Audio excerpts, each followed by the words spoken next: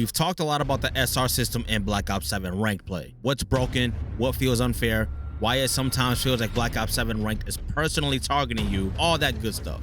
And listen, some of the criticism is valid, but in this video, we're done blaming the system, we're done blaming matchmaking, we're done blaming that one teammate. Today we're talking about you. And yeah, this might sting a little. So if you've been stuck in the same spot for the last couple of weeks, it's probably not because you're unlucky. And it's definitely not because Activision coded your account differently. Trust me on that. It's probably because there are still small repeated habits you are not seeing. And the scary part, you genuinely think you're playing correctly. That's what keeps you stuck. So let's get uncomfortable. So first, you play to prove, not to win. Be honest.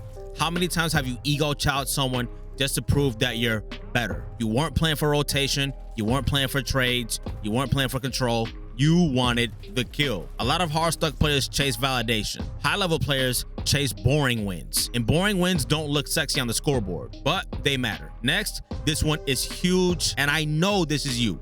You notice everyone else's mistakes but your own. You instantly see when your teammate misses a trade, doesn't rotate, pushes alone. I can go on. I've heard it all, especially solo queuing. But you rarely rewind your own positioning. You don't ask, did I block the right spawn? Did I apply pressure correctly? And is it my fault that I put my team in a bad situation? Self-awareness isn't, I know I messed up. It's reviewing what you didn't realize happened in the moment after you know you messed up. So start putting your ego to the side and understand you're not playing perfect either. Because if you were, you most definitely wouldn't be Hardstuck, and you probably wouldn't be watching this video right here. Now, this next point, you're too predictable.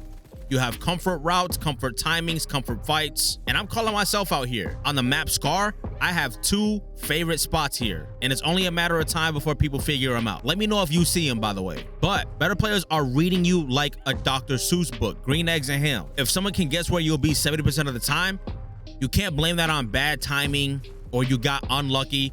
You're patterned, and patterns get framed. To a degree, you have to keep the enemy guessing, because in all honesty, at a certain point, everybody starts to play the same. And it's up to you to kind of break the enemy's ankles and make them throw their hands up. And if you're feeling slightly attacked right now, good. That means this applies to you, and I knew it would. And if you're thinking, nah, none of this is me, it's probably for you even more. Next, tilt changes you more than you think. You say you're not tilted, but your pacing speeds up. You stop communicating, and if you are communicating, you're giving freaking mumble rap ass comms or talking to your teammate like you just made freaking funeral arrangements. Along with that, you start forcing plays and you start trying to fix the game in one life. Emotional control is one of the biggest ranked skills in my opinion. I don't care what nobody says. If one bad teammate derails your decision making, that's not their fault. That's your mental game. Trust me on this. And I'm gonna say it again.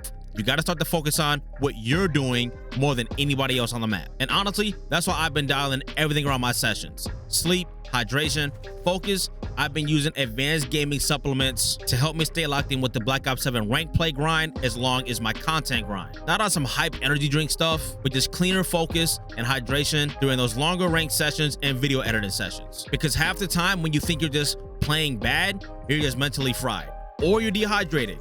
Trust me on this. Studies actually show your decision making goes down a few percentages when you're dehydrated. Check out the second link down in the description though, and cop anything you want to cop off of the Advanced GG store using code NERVS10 NRVS10 at checkout. But regardless of what you use, your focus matters more than you actually think. All right, let's get back to the uncomfortable stuff though. Next, you think good games mean you're improving. Dropping 60 doesn't mean you played well. Sometimes the lobby just has shitters in it. We gotta be honest. Now, did it make you feel good? Sure. But does dropping 60 really even hold any weight when you're playing kids that left their thumbs in a lobby? Not really. There was a freaking silver in my lobby the other day, and I was like, dude, are we serious right now? Like, I wasn't even looking forward to playing that game because that made me feel like I was ass at the game. I didn't even know anybody was even in the silver division in this game. So I started to question my own reality after seeing that. Whatever, that's besides the point though. But ultimately, improvement is that I rotate early enough, did I get a good trade, did I avoid ego plays, and did I adapt mid-game when things weren't going my way. Hardstuck players measure peaks, and the players that aren't Hardstuck, they're probably measuring consistency. Your rank kind of reflects your floor and your ceiling, not your best game. Because again, your best game could be you shitting on a bunch of freaking silvers. Next, you don't adapt fast enough. You gotta stop the bleeding, man. If things aren't going your way, you have to stop the bleeding as soon as possible. If something fails, you run it back. If you get red, you double down. Better players adjust sooner than later. Hardstuck players want to go ahead and adjust after the loss screen, saying, we should have did this, we should have did that, you shouldn't have did this, you shouldn't have did that. It's already after the fact. It doesn't even matter. At that point, you might as well just not even say anything, queue up into the next game, and try to get your freaking SR back. Because talking about what you should have and could have did when you had all the time in the world to open your mouth in the middle of the game while shooting your gun, that shit doesn't matter. And yes, this one drives me crazy. Learn how to freaking talk while shooting your gun. I understand it might be difficult for a lot of people, but trust me, communicate with your team. Don't assume they know everything that's going on, because a lot of times, all it takes is for you to say 1 or 2 words, and your entire team can adapt ASAP, and you'll go ahead and stop the bleeding. And next, you overestimate your impact. You think, if I go positive, we win. If I get 120 seconds on the hill, we win. Which isn't a bad mindset to have, but it's not always effective, especially when you're playing against better players. You could drop a 2.0 KD and still lose because you didn't hold the cross, you didn't block, and you were trying to make ego plays. I know this system is kind of set up for everybody to try to be freaking Superman, but at the end of the day, this is still a team game. And next, you want the badge without the behavior change. This is the big one. You want to rank up, but you don't want to slow down, be more disciplined, hold boring angles, play your life, and most importantly, take accountability. Trying to get to that next division requires becoming a different version of yourself. Less ego, more patience, more awareness. That's the trade. And most players don't actually want to make it. If you watched this and felt attacked, good.